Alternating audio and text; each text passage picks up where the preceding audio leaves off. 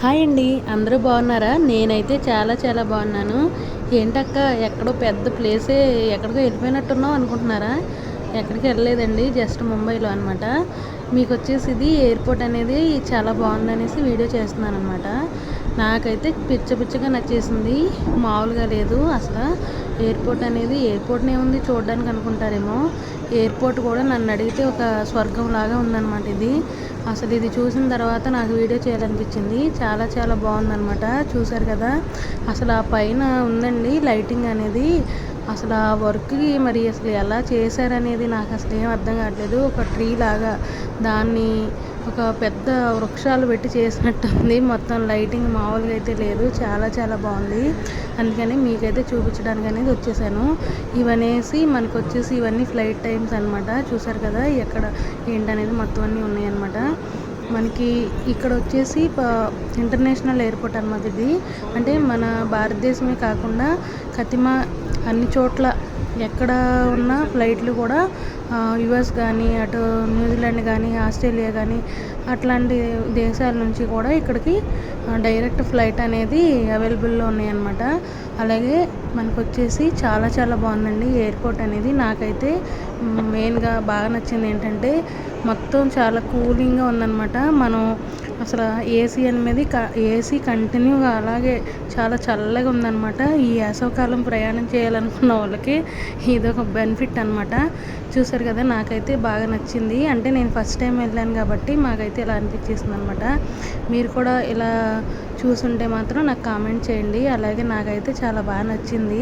చూసారు కదా, ఇదిగోండి ఇదే నేను మెయిన్ చెప్పాను కదా, ఇలా కింద నుంచి ఇలా ట్రీ లాగా తీసుకొచ్చిన తర్వాత పైకి మనకి మొత్తం పైన ఇలా సిట్టింగ్ అనేది ఇచ్చారనమాట. అలా ఫ్లవర్ లాగా మొత్తం లైటింగ్ అంతా పెట్టారు. అసలు మామూలుగా లేదు. మనకి ఇక్కడ వచ్చేసి ముంబై అన్న మాటే కానీ అసలు ఎలా ఉందంటే అలా ఉందండి.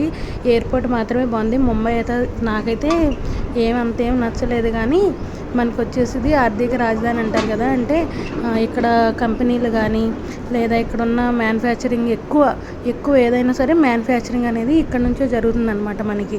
అలాగే ఇక్కడ వచ్చేసి మీకు తెలుసు కదా చోర్ బజారు అవన్నీ కూడా ముంబైలోనే ఉన్నాయన్నమాట. అయితే మేము అవన్నీ అయితే చూడలేదండి, కొంతవరకు అయితే చూసాము. అవి కూడా మరొక వీడియోలో పెడతామన్నమాట.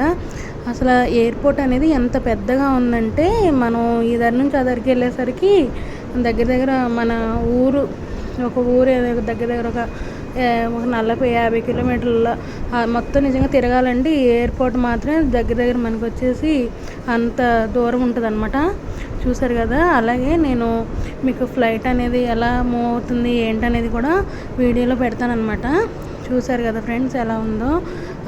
మామూలుగా మనకు వచ్చేసి ఫ్లైట్ అనేది మామూలుగా 2ంటికి అనమాట, కానీ అది డిలే అయిపోయి ఎలాగైతే మనకి 2ంటికి రావాల్సిన ఫ్లైట్ అనేది డిలే అయిపోయింది. ఆ తర్వాత మనకి మళ్ళీ నైట్ 10 కల్లా ఫ్లైట్ వేరే ఉందంటే ఇంకా దానికి అనేది వచ్చేసాం అనమాట. ఫైనల్గా ఫ్లైట్ ఎక్కేసాము.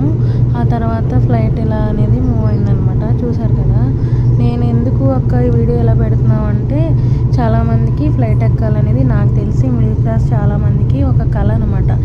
ఆ కళ నెరవేరకుండానే చాలామంది ఫ్లైట్ ఆకాశంలో చూసి చిన్నప్పటి నుంచి చిన్నపిల్లలే కాదండి, ఇప్పుడు కూడా చాలామంది పెద్దవాళ్ళు ఫ్లైట్ చూసి అబ్బాయి ఎలా ఉంటుందో ఎక్కితే అనుకున్న వాళ్ళకి నేను ఈ వీడియో అనేది చేశాను. చాలా చాలా అయితే ఎగ్జైట్ అయిపోయామన్నమాట. చూశారు కదా, అందుకని నేను ప్రతి పాయింట్ టు పాయింట్ అనేది కూడా నేను అనేది వీడియో తీసుకున్నాను. ఎందుకక్క అంటే నాకు ఇది ఒక డ్రీమ్ అనమాట. డ్రీమ్ని ఫుల్ఫిల్ చేసుకున్నప్పుడు మనం దాన్ని అనేది దాచుకోవడం జ్ఞాపకాన్ని ఒక అలవాటు అనమాట. ప్లీజ్ సబ్స్క్రైబ్ చేయండి. Bye bye.